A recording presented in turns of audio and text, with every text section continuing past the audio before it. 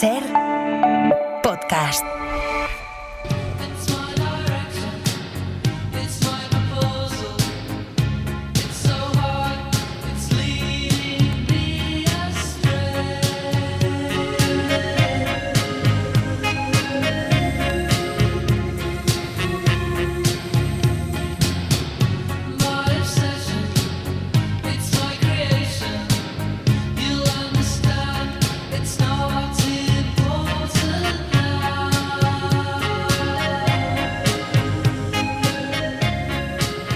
Hola, buenas tardes.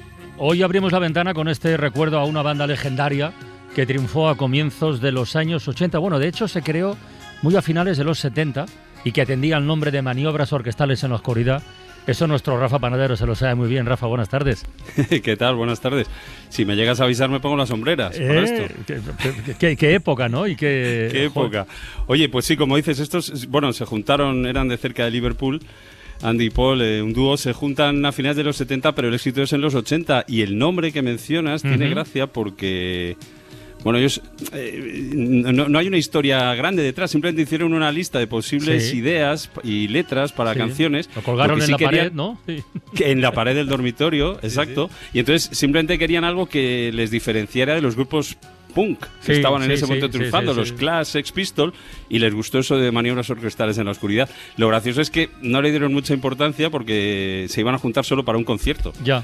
Se le fue de las manos el tema. Sí, y luego es verdad que uno de ellos llegó a decir más adelante que se arrepentía de tener un nombre tan complicado, pero mira, no les ha ido mal con ese nombre tan complicado. Eso es lo que te iba a decir, que no era un nombre nada comercial, ¿no? Porque, claro, siempre se procura buscar un nombre contundente, que se recuerde bien, y para ir a comprar un disco después, el de las maniobras, orquestas. Claro, fíjate que luego funcionaba el OMD, que eran las siglas, pero claro, tampoco es nada comercial, ni funciona eso, ¿no? Funcionaban las siglas y luego las canciones, ¿no? Porque tuvieron el Enola Gay, ¿no? El nombre del avión que lanzó la bomba atómica sobre su primer gran éxito, Hiroshima, ¿no? Una canción antibelicista que ahora tanto sentido tiene, ¿no? Sí, mira, y hablando de esto, bueno, primero saludo al director de Impacto del IES Global, que está en Radio Barcelona, Rafa Vila San Juan, el otro Rafa. Rafa, buenas tardes. Rafa 2, aquí estamos. Buenas tardes. Mira, yo os propongo cambiar maniobras orquestales en la oscuridad por maniobras lingüísticas de distracción. Me explico, que Isaías ya me está mirando. A ver. Estamos acostumbrados a que el lenguaje político nos inunde de eufemismos, ¿no? Que en algún caso, por cierto, ya ofenden directamente nuestra inteligencia. En el terreno económico, por ejemplo, sobre todo cuando van mal dadas. Tenemos algunos casos insuperables. ¿Que quieres aprobar una amnistía fiscal para defraudadores? Lo llamas afloramiento de bases imponibles. Esto pasó, ¿eh? ¿Que vas a subir los impuestos? Recargo complementario temporal de solidaridad. Por no hablar de lo de crecimiento negativo, de la devaluación competitiva de los salarios, o sea que vas a cobrar menos. Y esta última ya es de nota, hay más, pero ya lo dejo aquí. Hombre. Aquel que habló de sistema de tarificación en lugar de decir a las claras que vas a poner peajes en las autopistas o donde sea. Pero claro, hay palabras, hay hechos que por mucho, que está muy de moda, que se intente retorcer la realidad, no tienen alternativa. Lo que está haciendo Israel con los palestinos en Gaza, ¿qué es? Pues parece un genocidio, ¿no? En los primeros días, tras el repugnante atentado terrorista de Hamás el 7 de octubre, podíamos hablar, y hablábamos de hecho, de respuesta, represalia, ofensiva militar, operación especial, despliegue, pero 7 meses, más de 50.000 muertos y 2 millones de desplazados después, yo creo que no pueden quedar muchas dudas. Pero bueno, genocidio es la eliminación sistemática de un grupo humano por motivo de raza, etnia, religión o política. En este caso, blanco y en botella. Por mucho que el gobierno de Netanyahu ponga el grito en el cielo, porque Pedro Sánchez hablara ayer del Estado de Israel como Estado genocida. Pablo Morán, jefe de internacional de la SER, buenas tardes. ¿Qué tal, Carlas? Buenas tardes. Llamar a consultas al embajador y todo eso, ¿no? Pero fíjate que es curioso porque Pedro Sánchez no llegó a llamar exactamente a Israel Estado genocida. Respondía a una apelación de Gabriel Rufián en la que le reprochaba que España hubiera comerciado o cerrado acuerdos por ese contrato de munición que desvelamos aquí en la cadena SER y que después el gobierno suspendió. Lo que hizo Pedro Sánchez fue recoger esa pregunta de Gabriel Rufián, en la que sí se refería a un Estado genocida, y respondió. Pero a pesar de que la respuesta de Pedro Sánchez en ningún momento cita a Israel, Israel inmediatamente sí ha convocado. Se dio por aludido. Se dio por aludido, ya veremos por qué, pero sí que llamó en ese momento cuando llaman a consultas a nuestra embajadora. Es más, en la literalidad, precisamente es que dice que Israel no es un Estado genocida, porque efectivamente hemos comerciado con Israel, y cuando él dice nosotros no hemos comerciado con ningún Estado genocida, significa que Israel no lo es. En sentido, digamos, al pie de la letra, ¿no? A lo mejor tendría que ir la embajadora con un lingüista para explicarle al correspondiente lo que pasó aquí, ¿no? Lo que pasa es que, fíjate, un día antes a Macron también le habían reprochado que esté apostando por algo que ya había planteado el gobierno hace meses, que es revisar ese acuerdo de asociación de la Unión Europea con Israel, precisamente por ese asedio que se está cometiendo en Gaza. Y por eso también le han reprochado a Macron pues estar apoyando a Hamás, ¿no? En definitiva, es una muestra más, es un ejemplo más de lo mal que Israel encaja las críticas y cómo no acepta pues que nadie se salga de lo que es el apoyo a lo que está cometiendo, que a todas luces pues se parece bastante a un genocidio. Vila San Juan, tú que te mueves por la esfera internacional muy a menudo, estamos hablando, las palabras tienen su importancia, y tienen su peso en el debate público. Bueno, es verdad que hace 4 o 5 meses o 6, quizá no se utilizaba con tanta asiduidad la palabra, el concepto de genocidio, pero eso está ahora mismo, corrígeme si no, sí. A la orden del día en todas partes. A la orden del día en todas partes. Claro. Y ese es el problema, ¿no? El banalizar la palabra genocidio, aunque es verdad que es un término legal, y ese término legal hoy por hoy no hay un tribunal que lo pueda juzgar, porque entre otras cosas el Tribunal Penal Internacional solo juzga perdedores, hay que recordarlo siempre, ¿no? Nunca a los ganadores, por lo tanto es difícil. Pero lo que yo diría, desde luego, no hay ninguna duda de que se lleva practicando una limpieza étnica sistemática. Ojo, no solo en Gaza, también en Cisjordania. Se está acosando a la gente de una manera absolutamente ilegal, absolutamente como crimen de guerra, se está deteniendo arbitrariamente. Pero evidentemente en Gaza además es que se está bombardeando sistemáticamente. Por lo tanto, estamos muy cerquita del genocidio. La última operación de ayer, en plena gira de esta gira que está haciendo Trump, más económica que política, parece, por Oriente Próximo, por Oriente Medio, los 80 muertos, los 22 niños. Bueno, estamos en lo que estamos, y me gustaría subrayar una vez más que las grandes tragedias pueden contarse también a partir de pequeñas historias, o no tan pequeñas. Hace unos días se presentó en Madrid una fundación de nombre Akram Loubat, que dices, bien, ¿esto qué es? Bueno, pues es una fundación impulsada por un cardiólogo catalán de origen palestino, que se llama así, Akram Loubat, cuyo intento va a ser proporcionar atención cardiológica en Gaza, que no sé cómo lo van a hacer. Pero como este hombre, además de la iniciativa, tiene una historia detrás que merece la pena que sea conocida, le hemos invitado a asomarse hoy a la ventana, y está con nuestro Rafa 2 en los estudios de Radio Barcelona. Akram, buenas tardes. Buena tarde, ¿qué tal? Buenas tardes, buena tarde. ¿Por dónde empezamos? ¿Por la fundación? ¿Por tu historia? Tú no sabes exactamente cuándo naciste, ¿verdad? La verdad es que no, porque en la carta fundacional lo explico claramente, porque yo creo que nací en octubre, pero se perdió mi partida de nacimiento, y mi hermano mayor pues no se le inventó el 11 de septiembre y así quedó el 11 de septiembre. Y así que yo, como tampoco celebraba ningún cumpleaños, pues no cambiaba nada. ¿Tú dónde naciste exactamente? Yo nací en Gaza. Sin embargo, mi familia es originaria de Ascalán ul Majdal, que está a 21 kilómetros de Gaza, norte de Gaza. Que eso hoy es Israel, ¿verdad? Que es lo que ahora es Israel. O sea, nosotros, como el 70-80% de la población de Gaza, somos refugiados que fuimos expulsados tras la creación del Estado de Israel en 1948. ¿Y cómo llegas a ser cardiólogo? Perdona que te pregunte. Bueno, la verdad es que si hablamos de mi vida personal es una película, pero yo nací en Gaza y de una familia muy pobre, éramos 10 hermanos, y mi padre murió cuando yo tenía 6 años, y desde entonces pues de repente te despiertas y te conviertes en adulto. Ya antes yo era consciente de que aquello era injusto, que algo no andaba bien. Cuando murió mi padre, pues nos pusimos a trabajar todos, y entonces yo empecé a trabajar vendiendo altramuces, y luego cuando era más mayor, pues en construcción, recoger fruta, verdura. Vivía en la miseria y la pobreza total y absoluta, y que evidentemente yo siempre tenía inquietud por estudiar, por superarme, por mejorar. ¿Y cómo pudiste estudiar? Pues mira, vine aquí, salí de Gaza, quería ser médico, y como no podíamos estudiar en ningún sitio, pues pensé, mira, me voy a Barcelona porque 2 compañeros del mismo instituto vinieron 2 meses antes. Y me vine con un visado de residencia, de turista, porque no podía escoger otro. Y llegué a Barcelona, no sabía ni hablar castellano, ni sabía tampoco que existía el catalán. Y llegué ahí pues con lo que yo explico, con 3 documentos y $300. 3 documentos, uno de ellos con el carnet de la UNRWA como refugiado, conforme que soy refugiado palestino, una tarjeta de residente, como cualquier residente sin ningún derecho, emitida por el Estado de Israel, y lo más chocante, un documento de viaje que caducaba al año con nacionalidad indefinida. Porque para Israel los palestinos ni somos palestinos ni somos israelíes. Y con esos 3 documentos quería ser médico. Y aquí llegué, pues bueno, estudiaba en la Universidad Autónoma de Barcelona y por la noche trabajaba en un parking.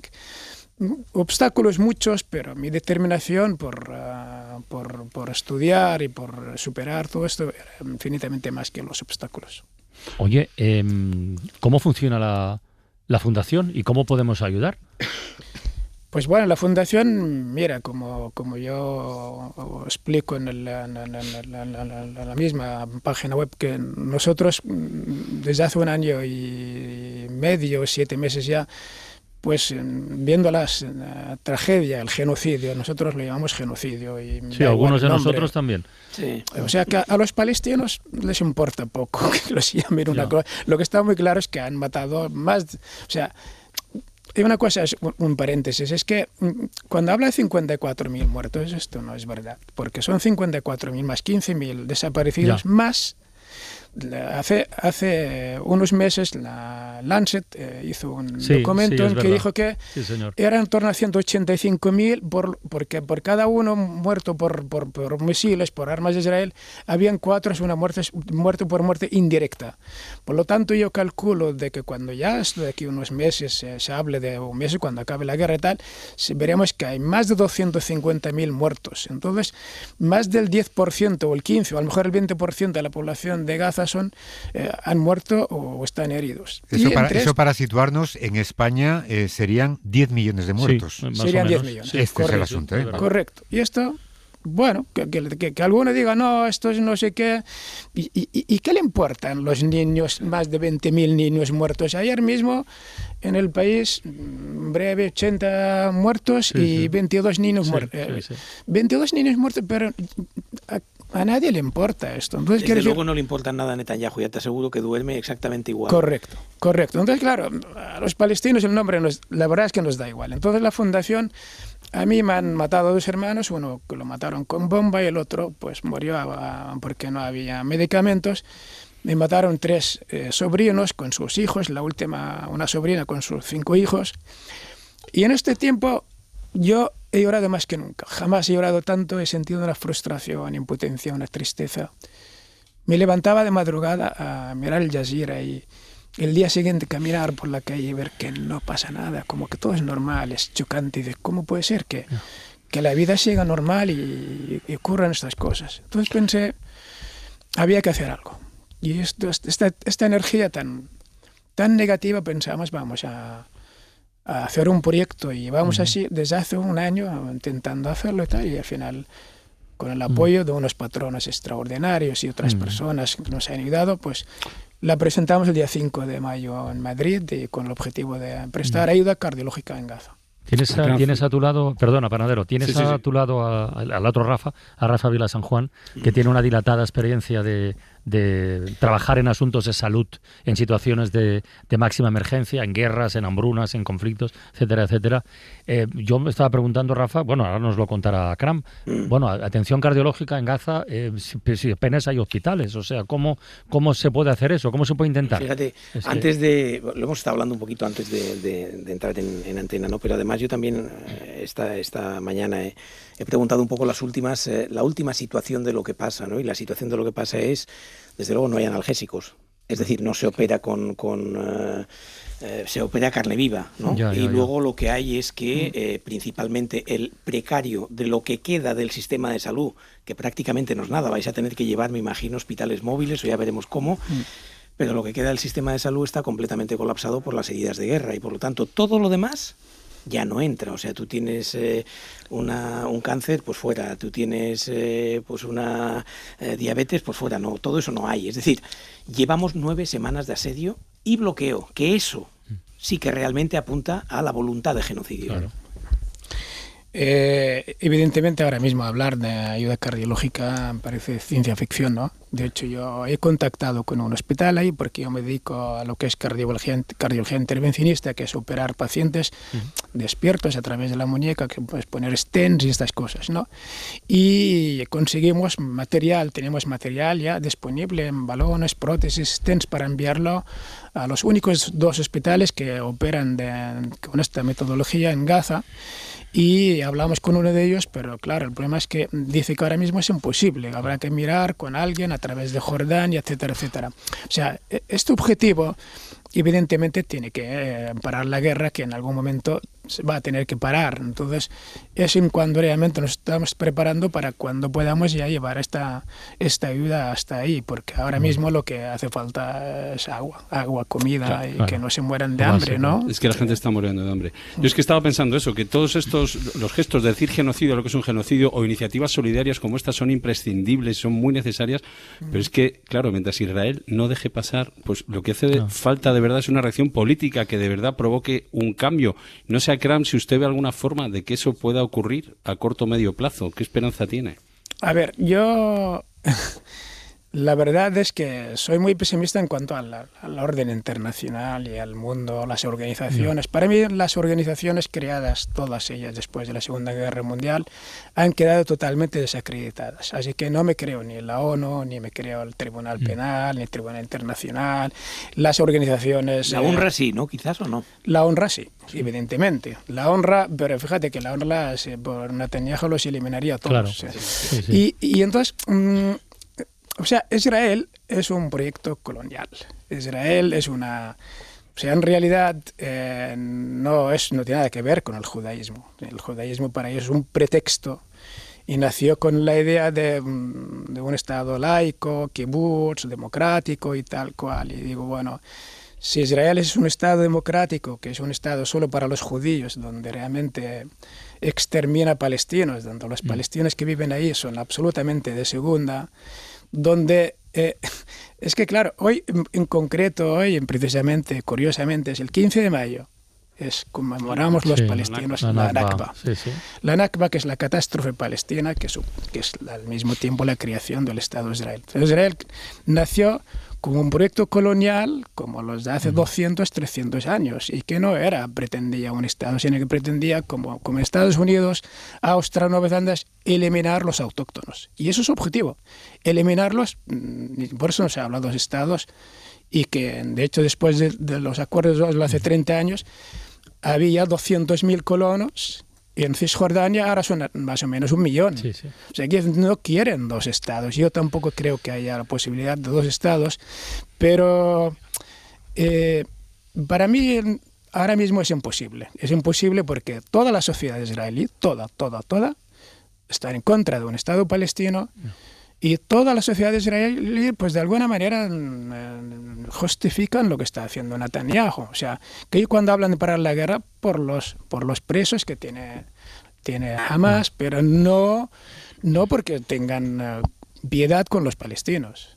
Es que la tragedia está, mira, permíteme, Carles, que te diga una cosa. Mira, cuando se creó el Estado de Israel en 1948, fueron expulsados de sus tierras. O sea, fueron borrados del mapa 5.000 pueblos palestinos, cambiaron sus nombres, exterminaron muchísima gente y estos 750.000 palestinos que fueron expulsados suponían 2/3 partes de la población palestina que de la noche al día se convirtieron en refugiados. Esos 750.000 son casi 7 millones ahora. Sí. O sea, yo soy del Maig de Ascalán, yo no puedo volver a mi tierra, ni mis hijos, la tierra de mi familia, mis antepasados. Sin embargo, Carla, si tú tienes origen judío, tú puedes ir a vivir donde nació mi familia y tener una casa ahí por el hecho de que tienes antepasado judío. Sin embargo, nosotros, que somos casi 7 millones, no tenemos derecho a volver a nuestra tierra. Y esta es la cuestión, el tema de los refugiados. Los refugiados tienen derecho, ¿quién va a firmar un acuerdo en su nombre que no tienen derecho a volver a sus casas? La cuestión es esta. Entonces, para mí, la única manera es un único Estado, que evidentemente no es viable ahora, pero en algún día vendrá un de Klerk o un Nelson Mandela, y que no hay otra, porque ahora mismo hay un apartheid, una separación, pero bueno, yo no lo veré, seguro, pero es que no lo veo. Yo tengo una curiosidad que me gustaría saber. ¿Tu familia ha guardado, por ejemplo, algún documento de propiedad de las zonas donde vivíais? Porque eso se ha borrado completamente. No. Todos los palestinos, el símbolo de la lucha es la llave palestina. Es una llave grande, estas puertas grandes, porque todos los palestinos guardan documentos, guardan su llave, que es la llave del retorno. O sea, mi madre, Carlas, durante 15 años, con mi hermano mayor, iba a su casa de 2 plantas que tenía en lo que es ahora Israel, a ver a su casa habitada ya por colonos, por israelíes, y veía su alfombra que ella ya la utilizaban judíos. Tú imagínate la tragedia. Como mi familia, todos los palestinos. Y es la misma llave que guardaron durante siglos muchos judíos expulsados de otros lugares, por ejemplo, de España. Vamos a ver. Una pregunta, ¿un judío, un cristiano, tiene derecho a vivir a Palestina sencillamente porque es judío? No. O sea, no entiendo que un judío tenga que ir a vivir a Palestina. De hecho, cuando se creó el Estado de Israel, el movimiento sionista en 1897, el primer congreso en Basilea, no hablaban de muchos países. De Uganda, de Palestina, de Argentina. Y estuvieron a punto de ir a Australia. Correcto. Sí. Y al final decidieron Palestina porque, de hecho, cuando decidieron Palestina, ningún judío de Europa quería ir ahí. ¿Cómo iba a ir a Oriente Medio ahí, que eran nómadas y tal? No querían. Pero el holocausto fue nuestro holocausto también. El holocausto de los judíos fue el holocausto de los palestinos, porque esto fue el pretexto para que todos los judíos de Europa en muchos sitios fueran a Palestina. Y al mismo tiempo, este sufrimiento Israel lo explotó muy bien y mucha gente los ayudaron, y entre otras cosas también los europeos los llevaron a irse porque tampoco los querían aquí. Pero quiero decir que esto de decir que la tierra prometida, eso es un cuento que ahora los religiosos lo pueden utilizar. Exacto. Pero de todos modos, antes de judíos, los palestinos fueron palestinos. Fueron musulmanes, fueron judíos, fueron cristianos, cananeos. Pero no sé por qué un polaco de ojos azules... Ya me dirás que tiene que ver un semita con uno rubio de ojos azules, francés o alemán, o que están ahí en Palestina, porque de semitas no tienen nada. Yo, escuchando a Akram, me reafirmo en que las grandes tragedias se pueden contar y se pueden entender, sobre todo, a partir de pequeñas historias. Hoy la noticia que destacamos es el surgimiento de esta fundación, el intento de prestar atención cardiológica, que en fin, que algún día, más tarde que pronto, se podrá hacer, pero escuchar a Akram, escuchar la historia de su familia, la suya propia, y sobre todo escuchar el tono con el que lo cuenta, en fin, yo creo que no requiere muchos más comentarios. Akram Lobat, muchísimas gracias por haberte asomado a la ventana. Gracias a ti y a todos vosotros, y Rafa Panadero también, por darme la oportunidad, brindarme la oportunidad de explicar mi historia y explicar nuestra fundación. Buenas tardes. Un abrazo muy grande. Gracias, igualmente. Joder, me he quedado de verdad. Sí. Estaba pensando yo... Eso es lo que pasa, ¿eh? Eso es lo que está pasando. Y fijaros que estamos en un momento en el que ahora mismo Israel está admitiendo abiertamente algo que no había admitido hasta ahora, que es que su intención es ir a Gaza quedarse y ocupar ese territorio. Sí, claro. Bueno, es que ahora ya es cerrar el círculo. Es de expansión. Ahora sí que es de expansión. Es el gran Israel, ¿no? Y por eso también todo el acoso en Cisjordania. Bueno, con todo lo terrible, fíjate que de la historia personal de Akram, él pudo salir. Visado de turismo. Claro, la situación de los que están ahora. Él pudo salir, él pudo estudiar, en fin, y tiene una vida, pero tiene una vida, pero no olvida la otra. Pero cuando hablamos, por ejemplo, de que el genocidio está siendo tan cruel, por ejemplo, con los niños, todas las vidas humanas son exactamente igual de importantes, ¿no? Pero claro, es que los niños son los más vulnerables, son los que requieren más protección y sobre todo, cuando ejecutas, cuando asesinas a un niño o una niña, estás acabando con una generación futura. 22 ayer. Claro, entonces en esa contabilidad que antes hacía Akram, ¿no? De los desaparecidos, de los que todavía no han sido encontrados, de los que morirán a lo mejor por inanición o por no ser atendidos en un hospital, también hay que imaginar todos esos palestinos futuros que tendrían que haber nacido de estos niños que ahora mismo han sido y están siendo asesinados, ¿no? Bueno. Oye, yo ya sé que hoy la ventana nos la quería dar la huerta,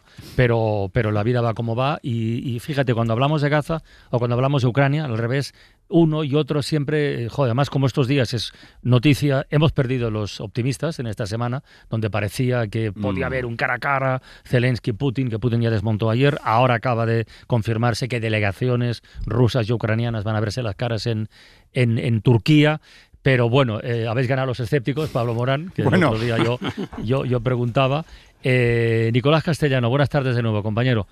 ¿Qué tal? Buenas tardes. Dinos dónde estás. Estabas escuchando lo de Gaza y sé que vas a contar historias que, como todas las que vienen generadas por la guerra, pues son tremendas, ¿no? Pero bueno, sitúanos, a ver, ¿en qué contexto te encuentras ahora mismo?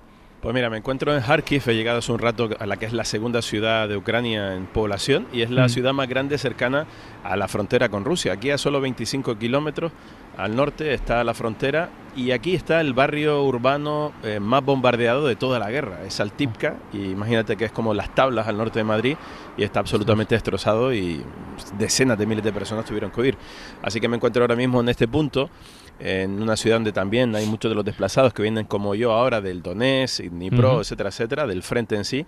Y en estas ciudades, o ciudades como Dnipro, es donde se refugia la gente antes de salir. Hablamos mucho de los refugiados que están en España, por ejemplo, 250.000 ucranianos, casi 7 millones de refugiados, pero aquí hay casi 4 millones de desplazados internos que prefieren quedarse en Ucrania antes que salir.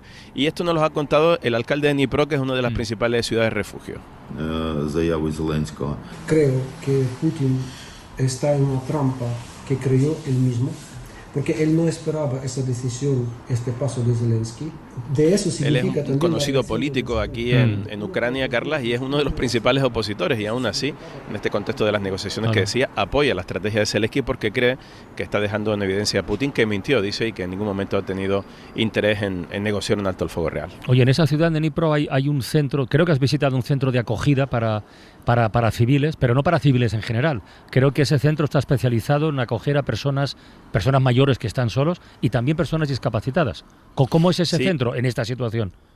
Le podríamos llamar, si quieres, el refugio de los últimos de la guerra. ¿Los últimos por qué? Imagínate personas que rondan los 90 años, que viven solas en ciudades como Pokrovsk, que acabo de llegar de allí, el sonido de la artillería, los soldados que he visto destrozados esta noche en el hospital de campaña, pues esa gente mayor que se aferra, vive sola y que no quiere salir de sus hogares. Es un poco el escenario que me he encontrado y que podría resumirse en sonidos como este. Esto que suena, Carlas, es una pierna que se arrastra apoyada en un andador. Es uno de los ancianos que camina por estos pasillos. Un poquito más adelante encontramos a otro hombre arrastrando una silla de ruedas, en la que lleva a María, tiene 85 años.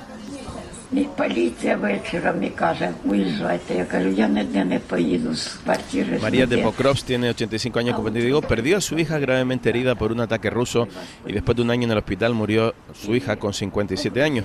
Se llamaba Inna, su hija trabajaba en un hospital, muchos de los heridos, por cierto, y profesionales fueron evacuados a España y ella se negó y encontró la muerte. Otro protagonista es Oleg. Tiene 60 años, parece 80 por su cara destrozada. Es de Kurayoe, una ciudad que ya está ocupada por los rusos y dice que allí también se vive un auténtico desastre. Al lado una enfermera con una sonrisa. Le sirve té a todos ellos y Olena, de 64 años, clava su mirada con los ojos verdes en mí y me cuenta su historia. Ella es de Konstantinivka, una de las ciudades, por cierto, que he visitado en varias ocasiones y que ya no se puede entrar porque los rusos están masacrándola. Dice con una voz fuerte, Carla, ahogaría a Putin con mis propias manos. Ella habla ruso, nació en Rusia y sus padres son rusos, pero ahora este es el sentimiento que está despertando. Y también hablamos después con Irina, que es la administradora de este centro. Y nos cuenta el funcionamiento. Aquí hay una capacidad de 150 personas, ahora hay 130 mayores y también personas más jóvenes con discapacidad que también vienen solas del frente. Y dice que por aquí, por este centro, han pasado 3.500 personas en estos 3 años, que vienen de todos estos puntos donde están cayendo ahora mismo las bombas. Todo un reto para el alcalde de Dnipro, que dice que en los últimos meses se ha incrementado la llegada de desplazados. По різним даним цю цифру, але я думаю, що вона десь там Habla de 200.000 personas que necesitan ayuda internacional porque no tienen hogares suficientes. Dnipro era una ciudad refugio. Antes de la guerra vivía 1 millón de personas, una ciudad próspera. Cuando empezó la guerra en 2014 en el Donbass, muchos de los oligarcas ricos se trasladaron hasta aquí. Visible la cantidad de cochazos que se ven, edificios de primera línea. Y como está, digamos, relativamente lejos de la primera línea de batalla, claro, se ha convertido en ese refugio. Pero sí que me parecía interesante, Carlas, por compartir historias y contraste. Eso, ¿no? Los últimos de la guerra, las personas que no quieren abandonar sus hogares hasta el último momento, las personas con discapacidad que se agarran a sus gatos, a sus afectos y que finalmente son evacuados. Y se entiende también a gente como Olena, por ejemplo. Lo de los últimos de la guerra me parece que es una... Y lo de las negociaciones que decía, es verdad, hace un ratito lo han confirmado, va a haber una reunión entre delegaciones de Rusia y de Ucrania, no va a estar Zelensky, no va a estar Putin, que ya lo sabíamos, y de ahí ya veremos qué puede salir, pero tiene toda la pinta de que esto se ralentiza, si es que había alguna intención, Carlas, de que acelerara. Además, ambas partes encaran las negociaciones de una forma completamente diferente. Sí, Ucrania busca un alto el fuego, Rusia dice que quiere negociar las causas profundas del conflicto en Ucrania. ¿Y cuáles son esas causas profundas? Pues que Ucrania sea un país desarmado, que no tenga apoyo de Occidente, que quede en definitiva a merced de Rusia. Sí. Son dos enfoques diferentes, obviamente. Crear un satélite, digámoslo así, como tienen otras tantas exrepúblicas, ¿no? Bueno, es poner reloj a cero, es volver exactamente a febrero del 22. Es desolador para los ucranianos. Nico, cuídate mucho, amigo, y un abrazo. Un abrazo enorme. Oye, yo necesito un poco de paz, un poco, aunque sea un poquito una canción, una canción de paz, un algo que esto siempre lo haces bien. No, Francino. Sí, vamos, pues venga, ya está, la lío.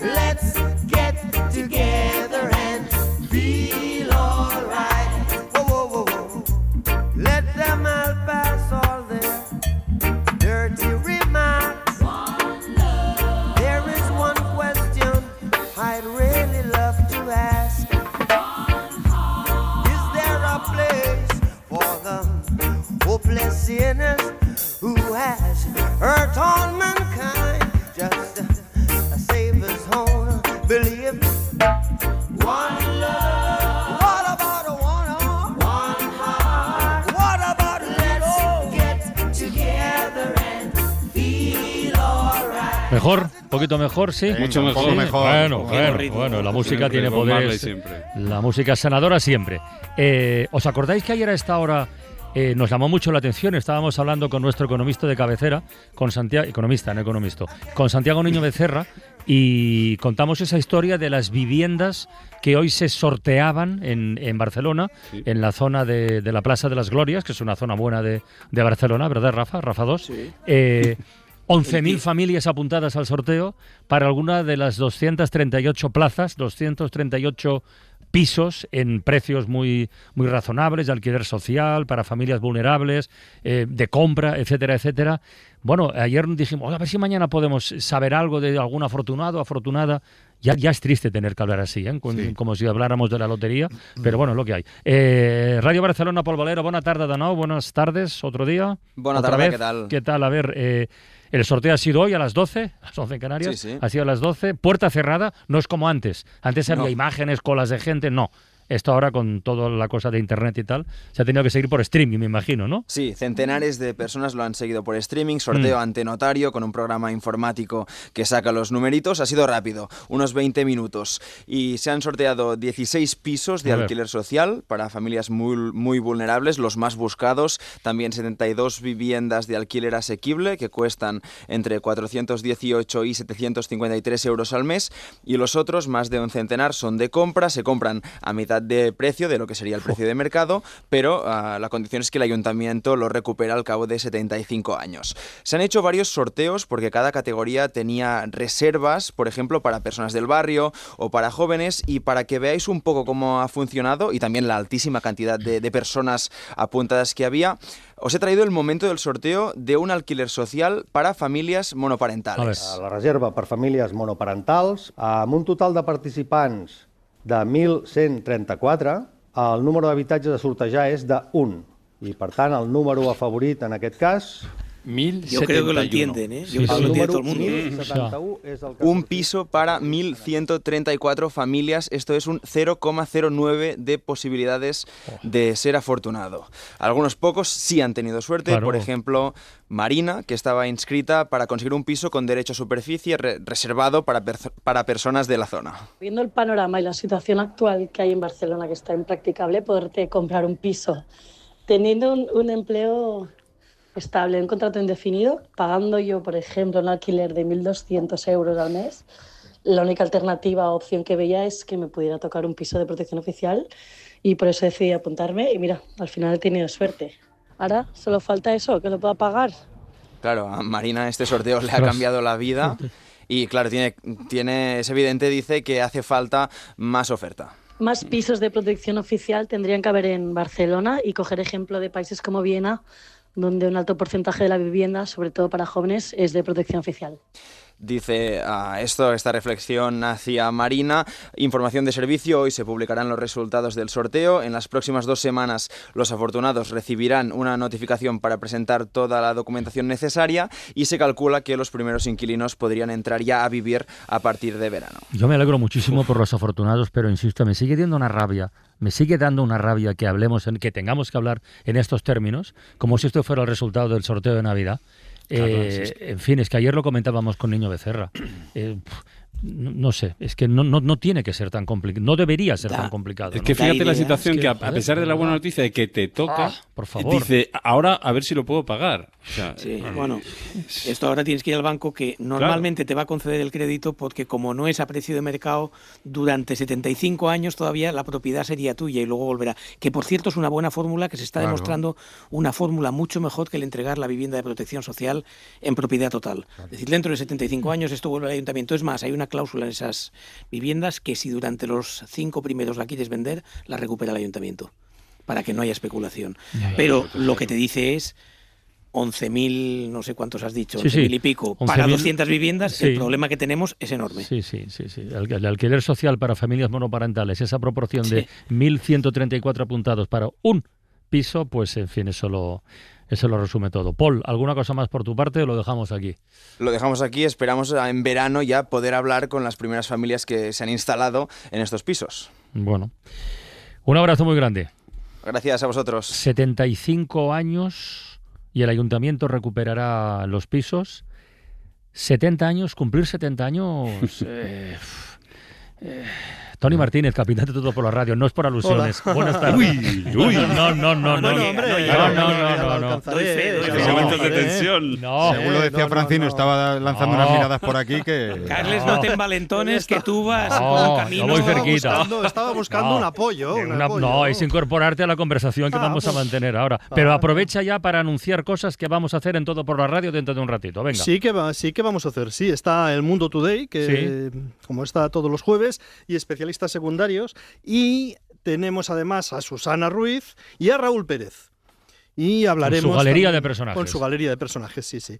Y aprovecharemos para hablar de las interioridades de esa ausencia de Vladimir Putin, y de la reducción de las expectativas que había, ¿no? Sí. Ya a principios de semana ya había unas expectativtas reducidas. Pues todavía más. Se ha ojivarizado todavía más. Sí, yo me aferraba a eso, pero me aferré vanamente. Es que lo hemos visto tantas veces como Putin ha mareado, ¿no? Con posibles negociaciones o no. Que... También te diré que ponerte cara a cara con Putin no sé si me daría más apuro que esperanza de llegar a un acuerdo. Pero bueno, depende del tamaño de la mesa. Mira, esta sí que puede ser una esperanza. Exacto. Dentro de 70 años creo que Putin ya no estará. No estará. ¿No? Ya no estará. A ver, ya con Putin la perdiz ya no es que esté mareada, es que ha muerto de sobredosis de biodramina. Ya. Cifra mágica, 70 años. ¿Qué pasa? Alguien dijo que lo importante no son los años, sino la vida de los años.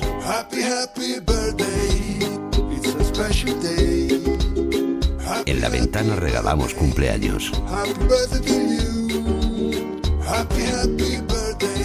Porque cada día es un regalo.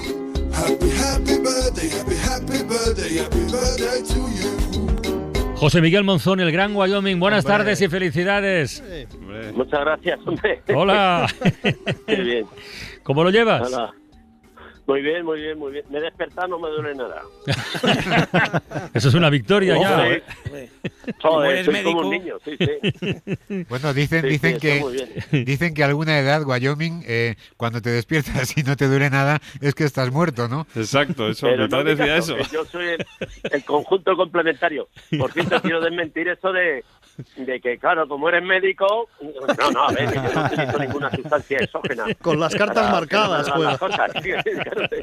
Tiene ahí la receta a mano y no le duele nada. No, bueno, pero no me duele nada de por sí. Pero apelando a esa formación en salud, te pregunto, ¿de verdad los 70 de ahora son los no sé qué de antes o eso es una chorrada directamente? Bueno, allá cada uno. Yo sí recuerdo a mi padre cuando cumplió 55. Y dijo, yo ya me quedan 10, tal, y era un hombre de retirada. Yo estoy hecho un niño, así lo digo. La vida me ha dejado también, ¿eh? Pero oye, ¿cómo lo vas? No he llegado al fin de la infancia. Ya, ¿cómo lo vas a celebrar, por cierto? Bueno, pues haciendo el programa. Porque nosotros las fiestas que no son en todo el Estado español, pues les hacemos programa. Igual y que luego, nosotros. En el programa, dada la provecta, pues me han preparado una fiesta y nos vamos todos ahí a celebrar a un sitio. Qué bien. Creo que están muy contentos porque han oído algo de una paga extra hoy, por algo, por cumpleaños y todo eso. Bueno, la paga extra es mi presencia, sabes que me adoran.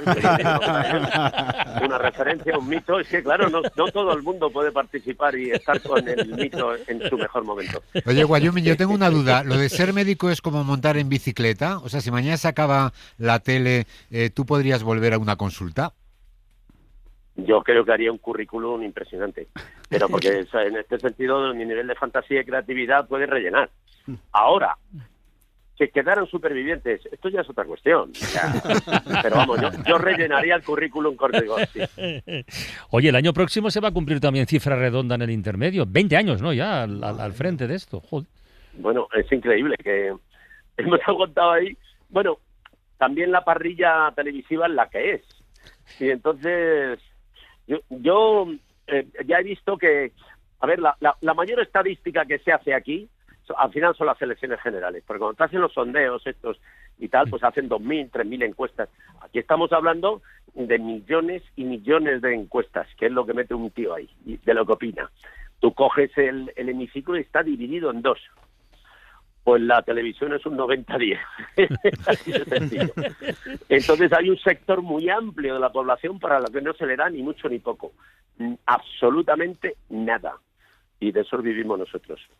Oye, ¿y el lema ya conoce? No, digo, el lema que no sé si, la verdad es que no recuerdo si lleva 20 años, pero esto ya conocen las noticias, ahora les contaremos la verdad. Esto va a seguir, ¿no? El tiempo de lo intermedio, tiene todo el significado, ¿no? Bueno, de momento el programa sigue vivo y tiene mucho mérito, porque claro, en prime time tú coges ahí, porque nosotros cuando llegamos al corte publicitario, pues tenemos ahí monitores con lo que hay, ¿no?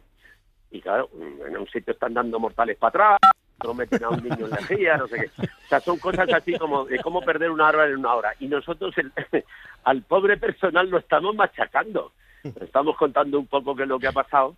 Y claro, en prime time esto es un suceso, porque este es un programa más bien de o un late night o de las 8 de la tarde, pero a esas horas la gente, los grandes semióticos, que yo que están en muchas reuniones de esas de vamos a hacer un proyecto, lo que te deberían decir es eso de ahí va, el programa este va de cómo perder una hora en una hora. Y sin olvidar Gaza, y sin olvidar Gaza ni un solo día, ¿no, Guayo? Porque tú ahora a ese lema que nos recordaba Rafa le has añadido ahora, siempre antes de tu monólogo, un recordatorio, ¿no? A Gaza, que no hay que olvidarse de Gaza. Sí, efectivamente. Sí, es que esto es un mal endémico del periodismo. Que de repente dices, no, eso ya lo hemos dado. Coño, pero la situación es la misma. Sí, efectivamente. O sea, que o peor. Está jodido, sigue igual de jodido, o peor. Pero ya se ha dado. Por eso, entonces, bueno, pues por hay eso que recordar permanentemente. Por eso nos ha interesado tanto. Se ha bombardeado allí y ya está. Por lo menos que la gente. Lo hicimos también en Irak. Cuando la guerra de Irak terminó la guerra, llegó la paz y todos los días se cargaban a 1000 personas. Sí, sí. Entonces decías, ¿pero qué coño es esto? Entonces decíamos, hoy han muerto en Irak no sé cuántos, hoy, pero había paz. Pero bueno, por lo menos que conste. Sí, señor. Por eso la entrevista hoy con el cardiólogo palestino nos ha interesado tanto. Oye, Wyoming, que tenemos un test Pero perdonar un momento, dime. Esto ya el iniciador de esto fue Forges. Sí, no sé con si Haití, efectivamente. Con Haití, efectivamente, sí, señor. Sí, señor. En Haití siguen pasando hambre, chavales. Oye, tenemos un test de cumpleaños que hay que hacer en un minuto. Pregunta-respuesta rápida, ¿vale? Venga, el mejor cumpleaños que recuerdas. Porque el que no recuerde mal. El mejor regalo que te han hecho nunca. El afecto de los amigos.